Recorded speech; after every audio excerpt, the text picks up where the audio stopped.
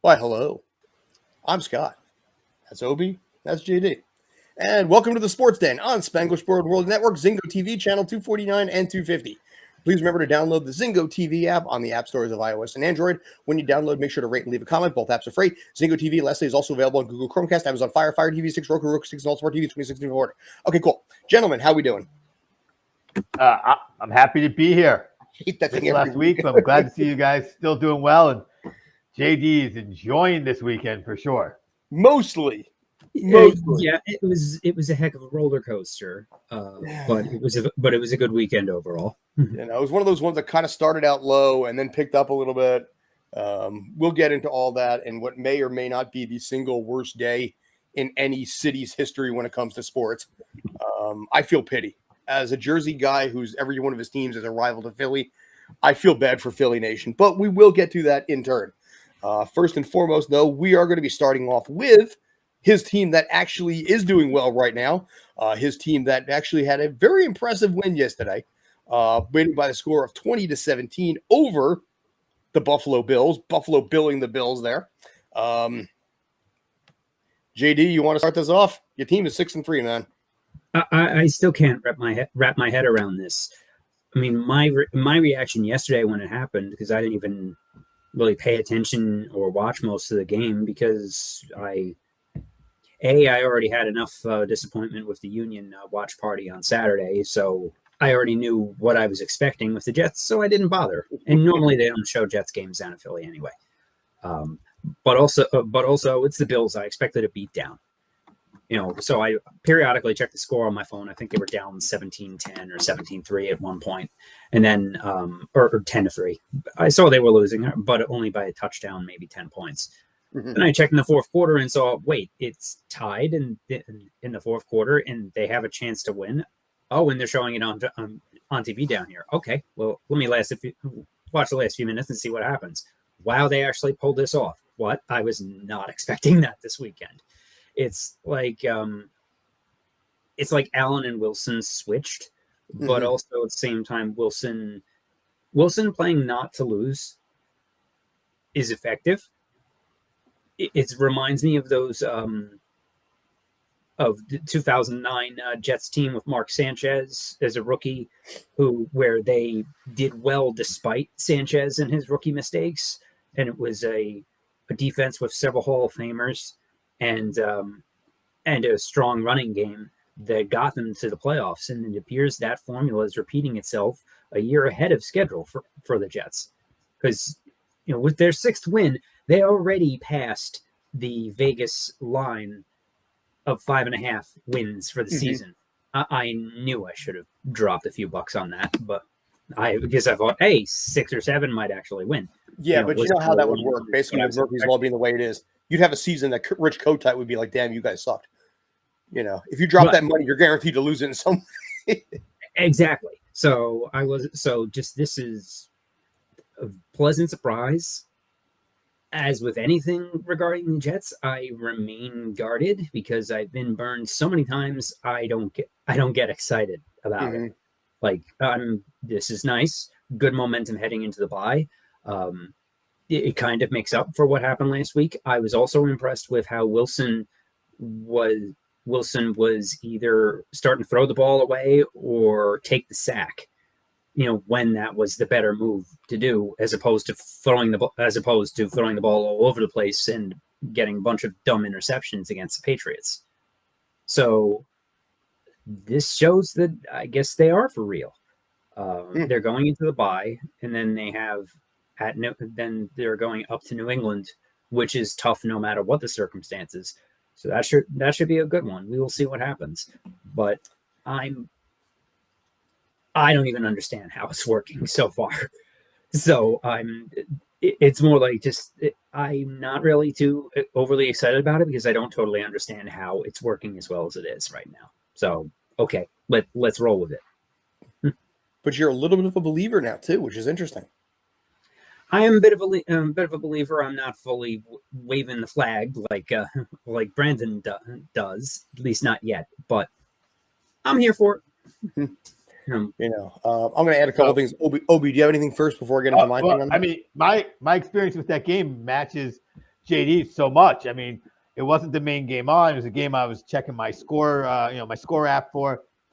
And then at some point in our group chat, someone says the Jets might win, and like 2 seconds later, the game pops up on the TV.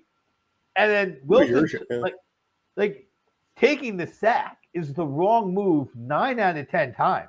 And that was the right time to take the sack. Mm-hmm. Losing that 7-8 yards down the goal line and not stopping the clock was the right move. Buffalo has to take the timeout. So that was either really mature or really lucky. And that, I think, is where JD's coming from. Like, did he make the right move, or did he just get lucky and get sacked before he had a chance to do something stupid? And then Sauce Gardner, man. What that entire first 4 picks for the Jets. What a great draft they had last year. Knock wood that all stays in the ACL, heals up right. But everybody looks to be the right guy at the right spot. But Sauce is something. And that no call on that play, like I think I could have seen. I did not think it was pass interference. But if a ref had called pass interference, I wouldn't have been surprised. Sauce was being pulled onto the guy, and his hand is out to keep his balance. And they don't call it. That's a great no call, great defense. And that, I think, is really how the Jets are doing it. I think you get a guy like that, you remember it with Revis, you see it a few other guys throughout the NFL who can just cover anybody. And you can play, 10-on-10 defense is a lot easier than 11-on-11 defense. So when you get that one-on-one matchup, that's fantastic. And I think that's why the Jets are doing well. And then all the props in the world to Josh Allen, because when he said after the game, which we can't quote on our station, when he said, this is the quarterback. He said, it's a tough thing to win when the quarterback plays like beep. And so all kudos to him that he took it on himself that way. I don't know if it was all on him, but good for him on that. The Jets, I think, are a legitimate wild card team. I don't think they're going to catch Buffalo overall. I think they're going to stumble once or twice more, but they're a playoff team and they look like a playoff team. The future of the quarterback, we'll see if he can turn it into a game manager to a guy who's going to win a Super Bowl. But right now, he's not a piece of garbage. Right. And since the Jets have had so much garbage at the quarterback position, I'm okay with a competent game manager on a rookie deal. There was a lot of times that Mark Sanchez was infuriating to watch. But there was times that he pulled it out. There was times where he literally face planted in hilarious ways, but also times like the game against San Diego in the 2009 playoffs, and in the Patriots in 2010. I think I'm seeing a lot of the same with Wilson so far. Cautiously optimistic. I mean, it's only one game, but the ability to turn it around from one week to the next. And Allen had the kind of game that I would have expected Wilson to have, which is a credit to the Jets defense. And it's Sauce is a beast, the best since Revis by far, and he's only a rookie. So we'll see. So we'll see where this goes, and if the league figures him out. But it's been fantastic so far. It's just I barely believe what I saw. Like I saw it, but I don't quite believe it. It's not really processing. Like, did that really happen? Like, how? That's a tough one because neither team was expected to do much of anything. And they're in the same city, so you got the sports writers splitting their votes. Well, and if we're going to talk Coach of the Year, I know one of the, we talked about part of today is we're going to talk about the sadness in Philly. But what we're seeing out of Hurts on the Eagles, there's another guy who. Yep. Yeah. But I think a lot of people expected the Eagles to win the NFC East. That was my pick anyway. And I think it'd be shocking if the Eagles actually blow the NFC East lead. So, Coach of the Year, I think everyone expected the Eagles to win the NFC least. I don't think people were expecting them to win the NFC Beast, which is what we have. That close to everybody being above 500. So I think that's the big difference. I think people are talking about your third place Giants team would be in first place anywhere else. Right. Yeah. I think what Nick Sirianni has done with Hurts, and I am still not a Hurts believer. and which is probably a great thing for all of the rest of my Philadelphia Eagle fans, because my quarterback prognostication is horrific. But I think that what Soriano's done, I still think there's a half a season to go. Let's see what happens. Let's see if there's some turnarounds, more of some of these lower teams to get into the playoffs. See who doesn't end up tanking the second half of the season. But right now, I'm not poo-pooing either of the New York coaches. I'm just saying, let's not forget Soriano either. Yeah, Sirianni definitely is in coach of the year conversation for sure. It'll be one of those in the I-95 corridor, let's say.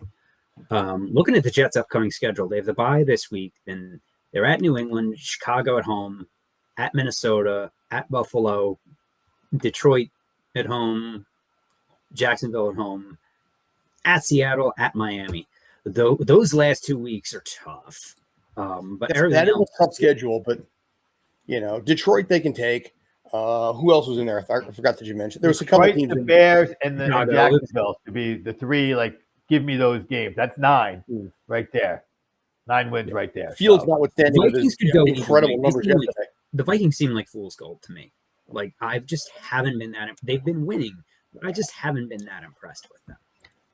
They were not at all impressive this weekend against Washington. That's the game I had my eyes on for most of the afternoon. And that Washington game, they were young being on the bench away from winning. That's Tyler Heineke. That was staying in that game. The Vikings have some issues to prove because their division looks weak, so it helps them. But yeah, they're looking. I guess the Vikings still have Buffalo and Miami left. I don't recall them playing each other yet. So Vikings have some losses that they might be pocketing. But they're in a division where they're 4.5 games in front. Right. Oh yeah, they're a playoff team. At this point, you can afford to lose a couple of games. When you have a Packer team that's 3-6. What I'm getting at, Scott, is with the way the playoffs are now, the Jets could probably be playing for a playoff spot the last week of the season, a wild card spot. The Vikings may have zilch to play for, especially if they lose a couple more games. The Eagles don't. Yeah. Well, they play the Vikings in December 4th, so it's the 2 road games at Seattle and at Miami is how they close up the season. Oh, okay, all right. So that Seattle game is going to be tough, and I don't know what to make of Miami yet. I still think they're going to come back to earth at some point, but this definitely feels like a combination of 2009 with Sanchez rookie year. And Rex. And also 2015 with taking advantage of an easy schedule. Because that year they had one of the easiest schedules in the league and went 10-6 and had a shot to make the playoffs until Dale Patrick blew up in Buffalo. The last game of the season. Right. So it's another one of those. As I've said before, anytime the Jets are heading into the last weekend of the season with a control your own destiny scenario, it doesn't go well, usually. Well, like I said, 4-4 would probably get them into the playoffs. Huh? Yeah, but looking at this schedule, 4-4 is absolutely doable. Yeah. Yeah, they have to win 1 tough game in 3 games against teams that have not playing well. So just find one of those games to win. And I think, and honestly, in all fairness, I think the Patriots have pretty much righted that ship as well. So I think they will be a tough draw this weekend. Yeah, well, next weekend actually they have the bye this weekend. Okay, sorry. So yeah, on the 20th, anytime as we saw last week, you can never bet against Darth Hoodie when it comes to owning the Jets. For 20 plus years now. Yeah, he is. To go down the road we haven't talked about, but something that's been on my mind is the Darth Hoodie and Brady debate. Look, you cannot win in the NFL if you do not have good players, but good players cannot win without a good coach. And there's no question that Hoodie gets more out of players than other people get out of players, and he gets these wins again in games that were. New England had no business beating the Jets 2 weeks ago, and they did. The Jets don't make the playoffs, that's going to be the game that I think everyone's going to look back at and go, "You missed one game. That was the game you were supposed to win." Instead, Darth Hoodie came down and said, "Who's your daddy?" to the Jets one more time. Yeah, but it all evens out with the win against Buffalo yesterday. So crazy things happen in football. And then the Patriots went on to beat the Colts so badly that they fired their coach today to hire somebody off the street. Which has never happened in the NFL before. Like they were like, let's just pick like that's that's a PR move. That was totally a PR move. Like, who can we hire who the fans love? I love Jeff Saturday. He's one of my all-time favorite ball players. Thought he should have won the MVP in the Super Bowl. But I don't see how he's a head coach in the NFL material, having sat at a desk in ESPN for the last however many seasons. He coached a high school in Georgia for a few years. Apparently, that's the extent of his coaching experience. Okay, and they have two former head coaches on that Colts staff with Gus Bradley and John Fox, who were assistants on Reich's staff. And Fox has had good success in the past too. Yeah, hit or miss, but he's had some Super Bowls. Mm-hmm. Bradley won a Super Bowl as an assistant with Seattle. So they're more than capable of being interim coaches, having been, established head coaches in the NFL for several years. And knowing the team for half a season at this point too. Right. So just to do that and everybody, and I think Elias did their digging and said, nope, this hasn't happened in the modern NFL to bring in somebody completely outside as an interim coach like this. You see it in baseball or basketball or hockey all the time, but not in football because of how intricate these coaching staffs are. I wonder if those two guys looked at the team and they know something that they know. Like, this team is not made to win. They're probably told that Jonathan Taylor is resting the rest of the season. And these two guys like, no, I'm not taking this job. You're thinking maybe lame duck then. Yeah, they were like, this is too lame duck of I'm not taking this lame duck interim role. It's not like one of those situations where the interim coach is going to be able to get enough wins to pad his resume in some way or another, even if they don't keep the job. Maybe that's what's up. Because it was a shocking firing, and not to give it to one of the guys who was already there is really oddball, as you pointed out from Elias. And the stat that we got before was, Frank Reich has had 7 different starting quarterbacks since 2018. When Andrew Luck left, they had 6 different quarterbacks in a 4-year stretch there. He still went 40, 33, and 1 since 2018. So the team has actually had a winning record despite a complete turnover on a regular basis in starting quarterback. So they made the playoffs in that stretch. What's that? They made the playoffs at least once, I think maybe twice. Yeah, and they narrowly missed it last year, and that was kind of a shame, which maybe that set some of the wheels in motion right now. But all of the memes that I saw on Twitter today were all in favor of Frank Reich. I saw one where basically some kid was sitting there on a swing set, and it's Frank Reich basically, watching the Colts melt down, and there's a gigantic fire in the background, and you see this kid on a swing set completely oblivious and having a good time. That's pretty much what Frank Reich is right now. He's like, listen, I did what I could. I will get a job anywhere else, and possibly in a more organized team here. Yeah. I believe he will get he will be one of the higher sought after coaches when the carousel starts. Yeah. Which opens up where that could end up being, but that's a conversation I think for another time. Are we good here? Should we move on to the city of brotherly love, or they're going to call it the city of brotherly pain? Yeah, we can move on to the sadness. Yeah. Let me start off by saying, like I said, being in Jersey here and every single one of my teams being a rival in some facet or form to Philadelphia, I feel bad for Philly Nation because I don't know when the last time was any city lost 2 championships, major championships in the same day. It's never happened. It's never happened. Yeah, I mean, 3 minutes away from the Union actually being able to win the MLS Cup.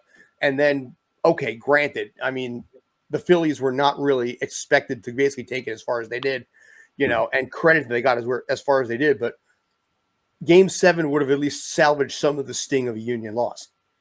And, yeah. The part of the irony in this is the fact that for both championships were taken away by Philly area born and raised people playing for the other team. Chas McCormick was from Westchester and went to Millersville University out in Lancaster, a D2 school, and he made that catch against the wall that robbed Kyle Schwarber and sunk the Phillies in game 5. Then you had John McCarthy, the backup goalie for LAFC, who was only in there after a ugly injury to Maxime Crepeau earlier in overtime, which I think he broke his leg or tore his ACL, something nasty something nasty enough that they didn't show a replay of it and had to bring the card out, which led to the ridiculous 9 minutes of stoppage time added on, because that's how long it took to be fair. That was a legitimate proper amount of time, though, I think. Right. Yes. Just the circumstances led to that much time being added on. Point number one, I don't understand why overtime in soccer in the MLS isn't golden goal. I know they've gone back and forth with that. MLS changes the rules and changes the playoff format every year, so it's hard to keep track of it over the years. I don't understand why it should be like hockey, sudden death, first goal over. And I felt that way before the Union. There was actually people celebrating in the stands and at watch parties around the city that thought that the Union had won with that goal, and then were confused when they started playing. So it should be penalty kicks are a terrible way to decide a championship. And I don't know any soccer fans that think otherwise. I understand that you need that. How you're because penalty kicks have such a randomness to it. It's like deciding a World Series with a home run derby. It's like having a World Series. I like the intrigue and the drama of every single kick. I know I'm in the minority. I've said this before. I know that basically I'll get lynched for saying this, but yeah, I actually like it. I do. Yeah, you like it because your team won. Even before that, even last year when I started, well before I had any idea how that was going to play out. I like it. I like it the same way that I like it with the NHL and the shootout to determine there. I just happen to enjoy that. Yeah, but the shootout is okay for a regular season game. Yeah, they're not deciding playoff games with it. For the fact that it's deciding playoff games and championships is what is the part that I don't like. I would rather see that in the regular season, so there's no ties. I want to get back to Philly and baseball, because that was a bigger thorn in my side than anything I could imagine. So, Met fan, not a big Phillies fan.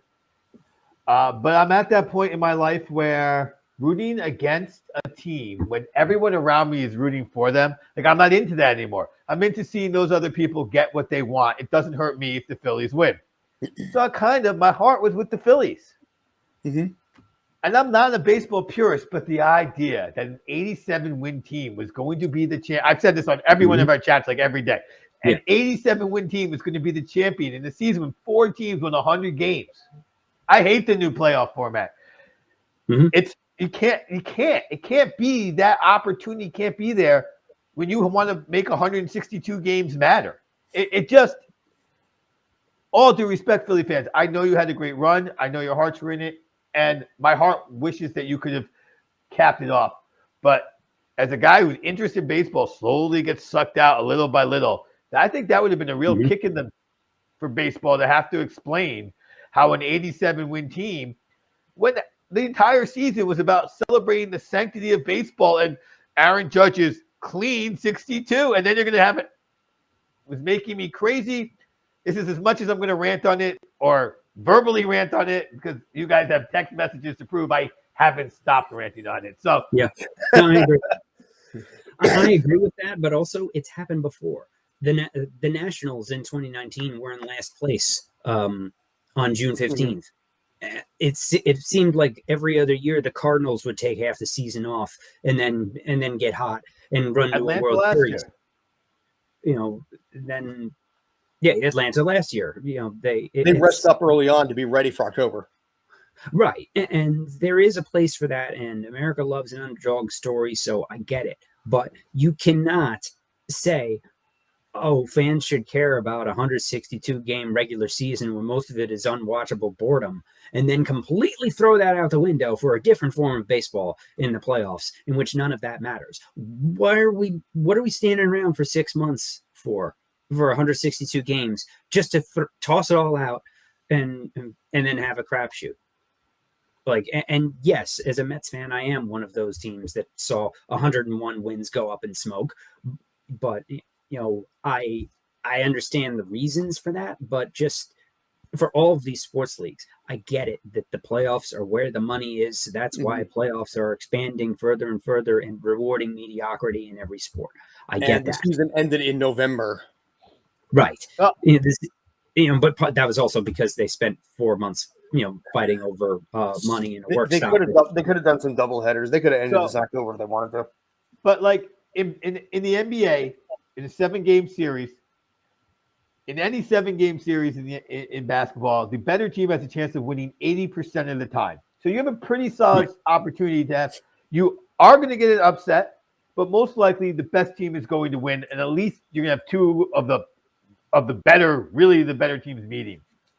In baseball, it's only 60% of the time. The line on the game, on the series, was negative 165, meaning the Phils had a 40% chance of winning, statistically speaking, and you were getting better odds than that betting on them. The Phillies had more money bet on them to win the series than Houston did, and the bookies still kept them as the underdog because of just where that number was. It was such a strange thing going on. And yeah, America loves an underdog story. This city would have been fired up as all get up. I probably would have snuck into the parade even this time around just to be there, because why not? And it would have been great for the city, and a ton of my friends and family are here would have been up in joy.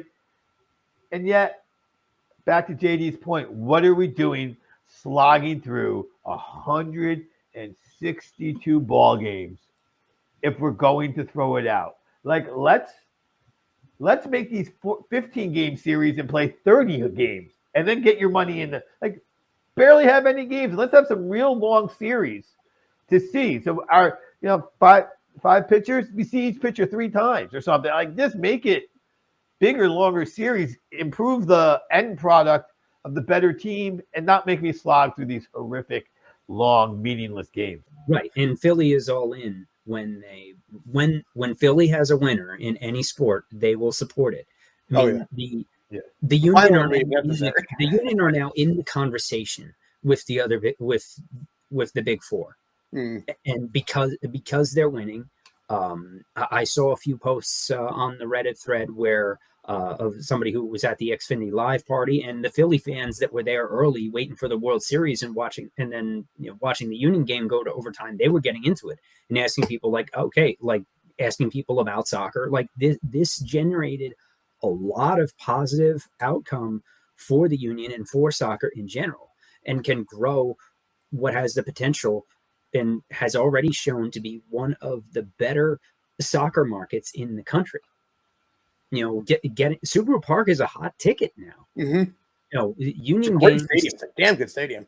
It's a fantastic stadium, and it's a stadium that I wonder, what kind of. I wonder if they're going to try and expand it somehow. Especially, you also have the World Cup coming to America in 4 years. With Philly as one of the sites, so the team is building a big new training complex that will and rec center that'll be open to the public. That there's a lot happening, and it's awesome.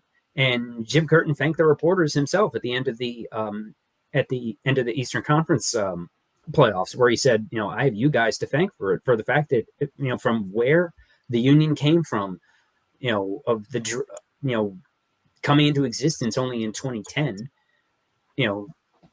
versus the other teams that have been around for decades or centuries.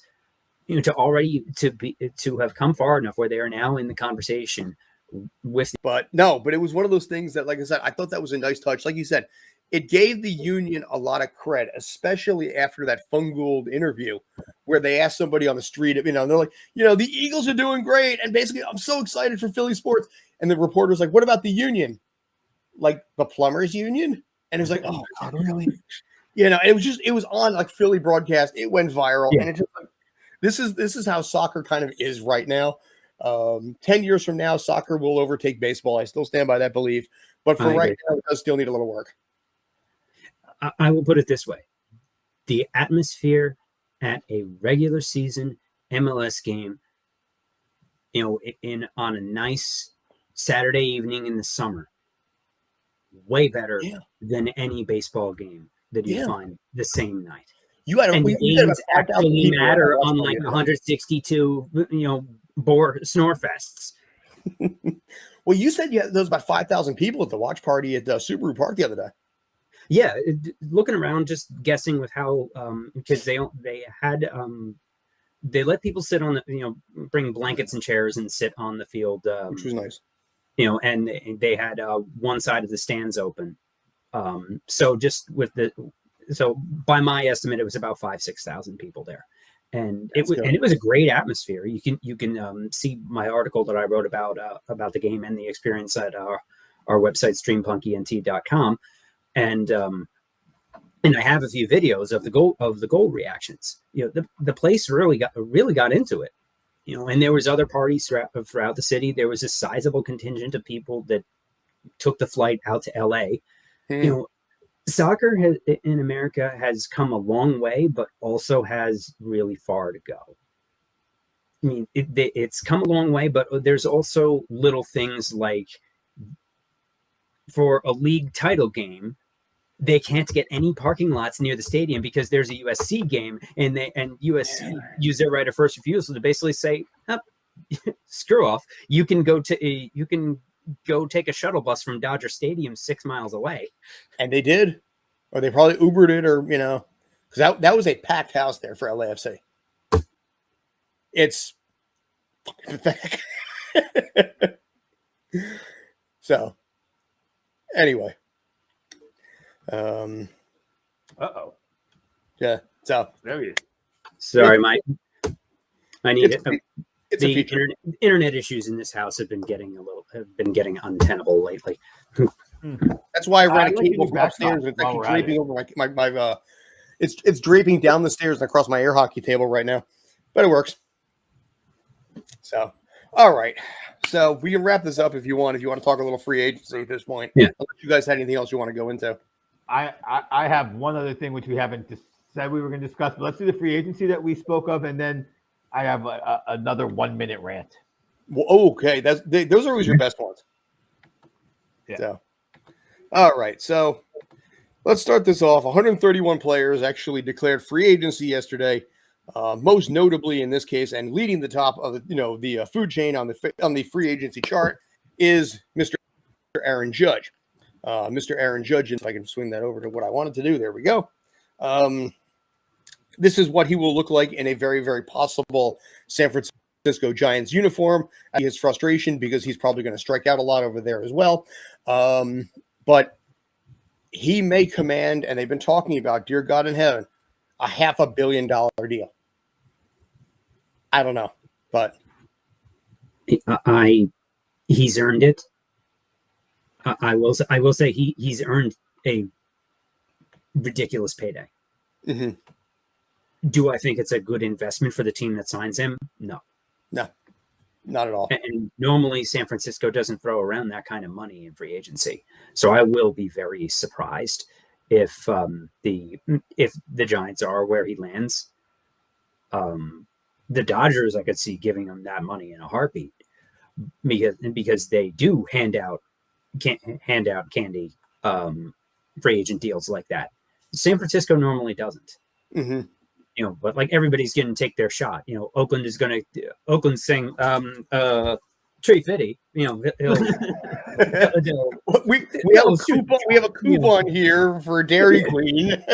Yeah, like I own the city, and the city would be yours. Card with 8 punches in it already. Will this work? I mean, well, here's the thing. I mean, people don't realize, especially when you're, outside of Cali, San Francisco and Oakland are ridiculously close to each other. I mean, it's like Right. 20 minutes, it's like 20 minutes, half hour. It's really close. So he grew up in that area. The big thing in this case is the fact that, he grew up a San Francisco Giants fan. His family, his parents are from the area, and his parents and eventually his mom, bouncing across the country, waiting for home run 62, I think tired her out a little bit. And let's not forget his most recent game with the Yankees fans booed him, and even the fans have come out, ripping on the fans that did it. But I watched a great YouTube video the other day that a lot of the Yankee players are privately talking to their agents and talking about the fact that they don't like playing, with the Yankees anymore because the fans are just so volatile that they're like, I don't want to be here. His contract is done. A lot of Yankee players have been talking privately with their agents about this. So it's that culture that you're getting in the Bronx right now. And I think it's going to cost, their team, Aaron Judge. I wonder who else it has cost them for a while now. It's not just because it's coming out now doesn't mean it hasn't been going on since the days people watched the boo A-Rod, right? Like A-Rod would carry the team to the playoffs and then be exhausted and then use steroids so that he could carry them further in the playoffs, and the fans would boo him for that. Like, you don't think he went back and started talking to other players? Like, they just no matter what you do, they're not gonna. And then this guy hit 62 home runs. Now here's the real thing. Of course he wants to go to San Francisco because he wants to hit 72 in San Francisco. Of course he wants to go to San Francisco. Now, whether they will open up the money enough or whether he will give him a discount, and yes, somebody's going to be paying him a lot of money at the end of his deal. It's going to hurt the team's pocketbook. But I don't feel bad for these teams. Like, you got to do it. You got to try to win. And you make a lot of money, especially the Yankees. I said it before. I came back from Paris. Top shelf goods, Dior. But the Yankee symbol is up there with it. Like, you could put that symbol on anything and pay for his contract in a year from rich people's pockets that want to be Yankee fans and want to double brand up. So there's no excuse for the Yankees not to sign him unless he does not want to be there. And I believe this talk that's going around, the Yankee fans are unappreciative. I don't just understand how lucky they were in the 90s to win all those World Series. Like, that was a statistical. That was a different dynamic, though. Yankee fans are entitled spoiled brats and have been for decades.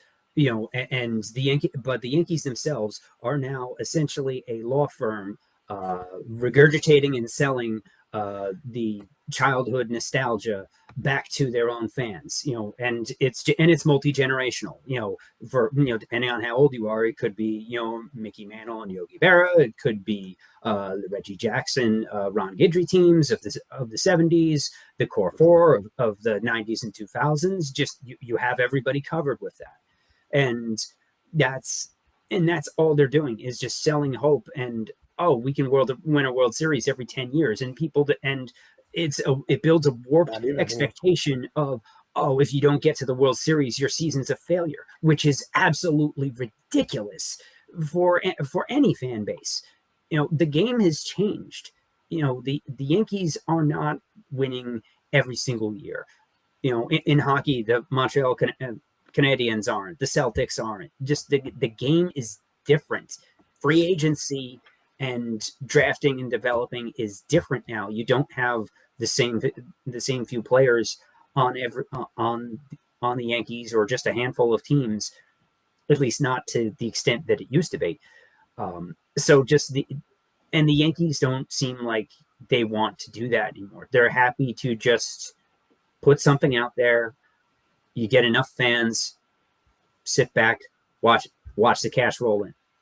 Their payroll is about the same 200-ish million that it was in the late 2000s, 15 years ago. Forgetting inflation on top of that, too. Their revenues have doubled. They're just pocketing it all.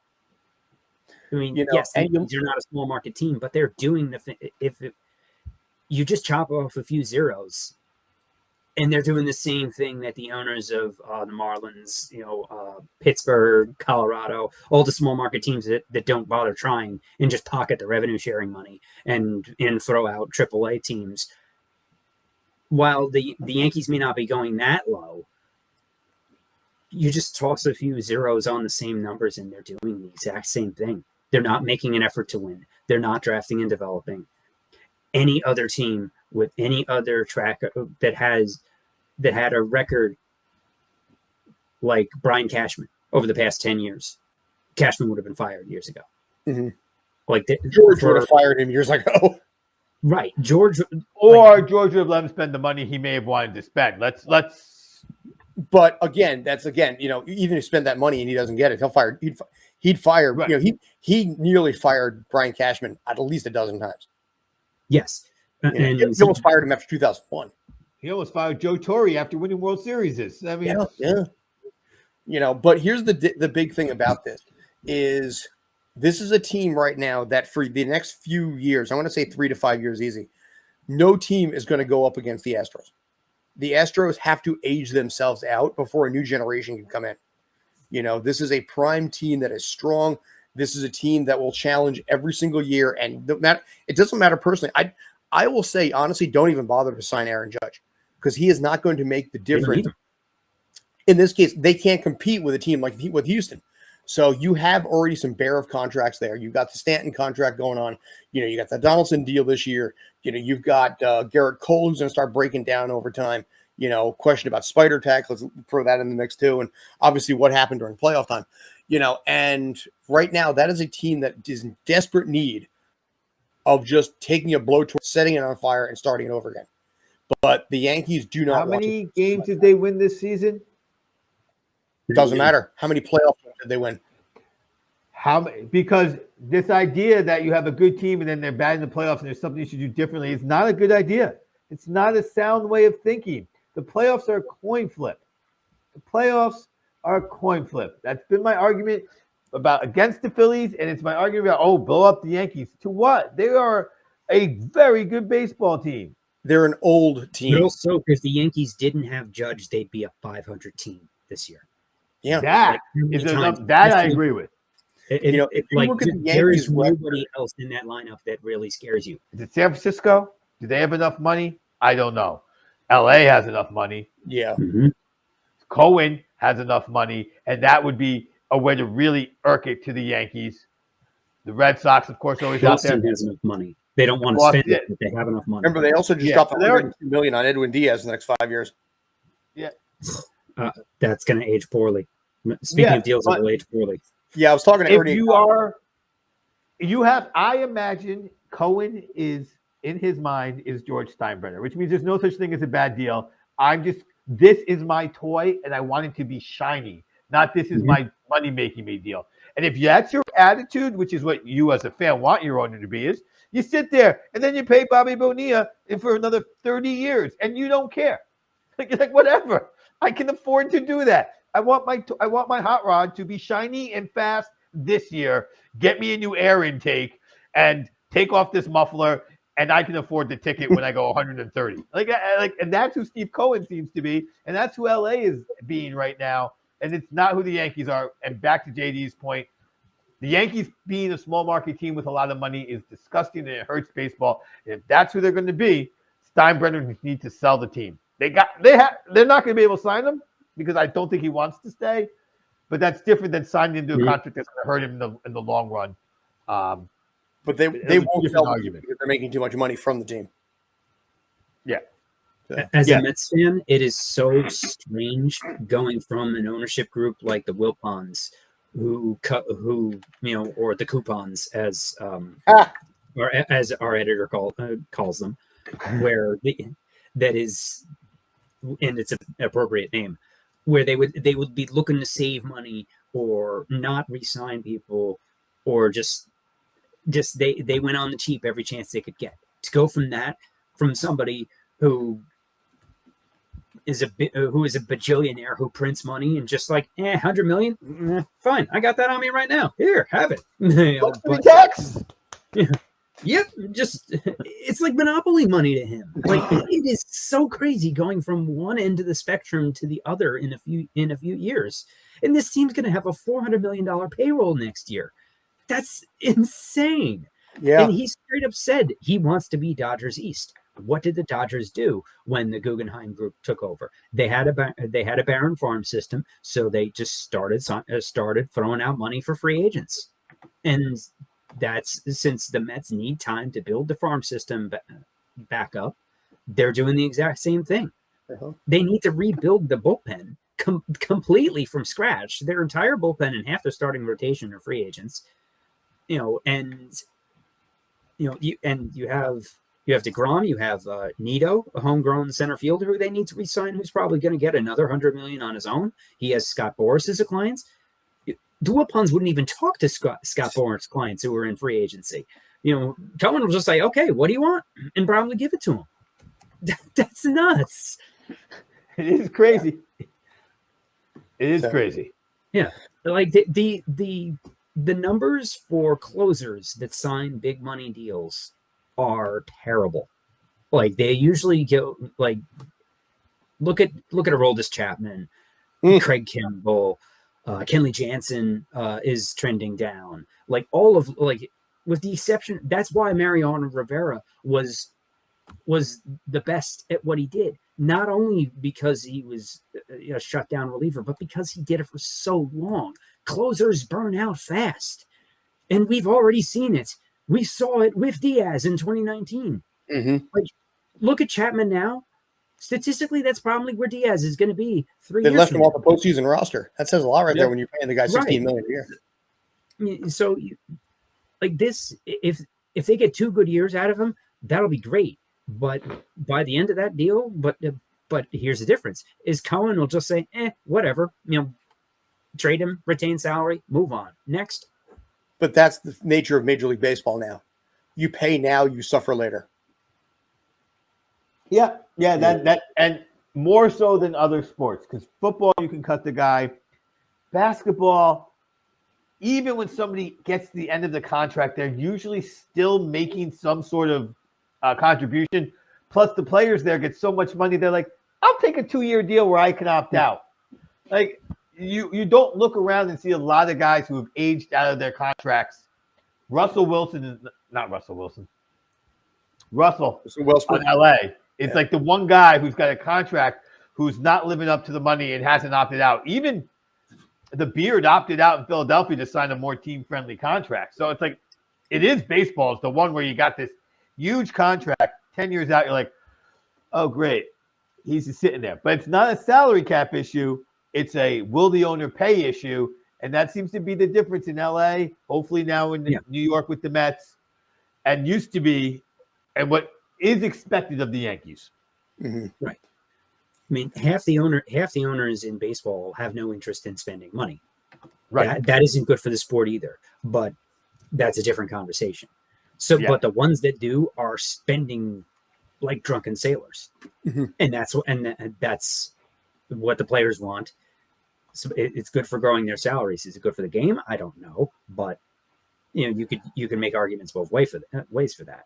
But it's definitely a different dynamic, especially for the fact that there's no, in the other sports, they've come up with rules to save the owners from themselves, which is why you only have a maximum of 5 years for a contract in basketball, 8 years in hockey. And football rarely has any contracts longer. In the Devils, they try for 15 once. What's that? And the Devils try for 15 once.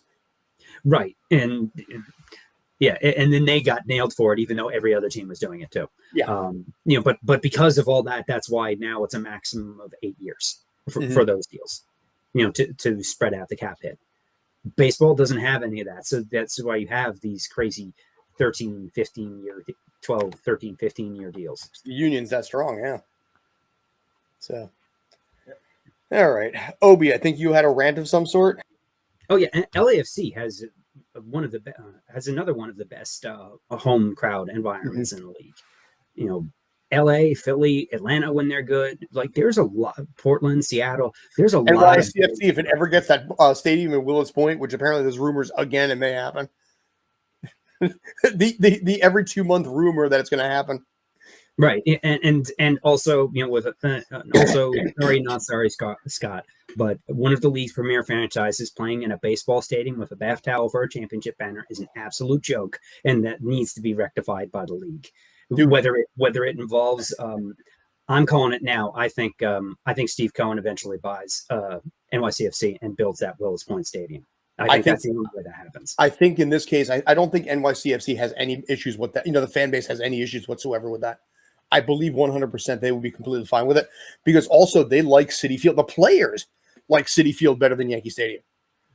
We've talked to the players on that. They're like, we like the grass. It has a better feel. The reverb in the stadium is so much better at Citi Field than it is at Yankee Stadium. And if you go to the games in general, you hear this. The acoustics are way better. The acoustics, the energy, the vibe is better at Citi Field in general. At least they had the one playoff game there, which was good. And like I said, the crowd was great on that. But it's a pain in the neck. It's a shame in a lot of ways, and it's an embarrassment. I mean, the rest of the league routinely trolls the bath towel, and I am really sorry that I used the phrase bath towel because now you're using it. you swipe my word on that one. This scarf is bigger than the dude. It's only like this long, man. It sucks. And it's funny because it's almost like a Where's Waldo thing when you get to the stadium because it's not. You go to Yankee Stadium, you have Monument Park. You have like all the banners of all the retired players, and it is so hard to find the bath towel, which is down the third base line, upper tier, kind of like between 430 and 431 in the sections in there. And it just looks like something that somebody just brought to the stadium and just draped over the side. All right. So I am reaching out to the members of the Hall of Fame Contemporary Baseball Era Committee. Some of you actually work at the Hall of Fame, which means your job is to get people to go. I did not go to the Hall of Fame for the last 30 years because my kids weren't interested in baseball. But my kids are close to having children. They're getting into that mode. I will not take my grandchildren to your little place in Cooperstown if the two best ball players I've ever seen aren't there. I don't care what they did. We put our eyes on the field to watch Barry Bonds smack home runs and Roger Clemens throw 100 miles per hour before everybody was doing it. Those two guys define their era of baseball. They are two of the greatest players to ever play the game, even before they started chewing drugs. Please put them in. And just remember, Darryl Strawberry would have hit 1,000 home runs if he chose steroids over cocaine.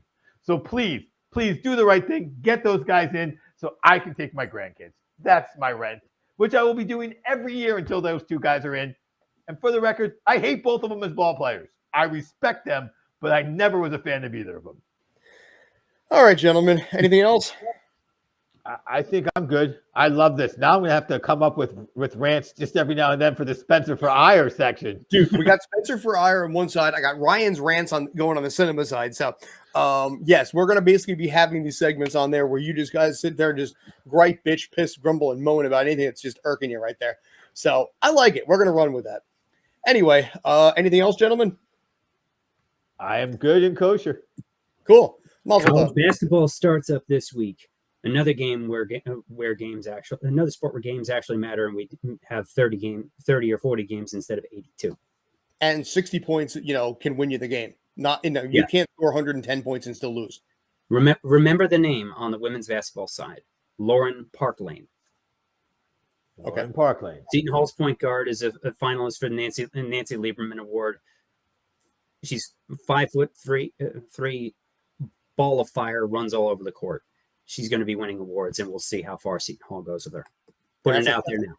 And at 5'3", that's a feel-good story right there, too. So it's like a Spud Webb there. Yeah. But and she plays all over the place. Nice. All right, folks, I appreciate it as always. I'm Scott Churchson. That's Mr. J.D. Walker, and that is Mr. Obi Spencer. Thank you, as always, for tuning in. Have a great day. As always, stay cool.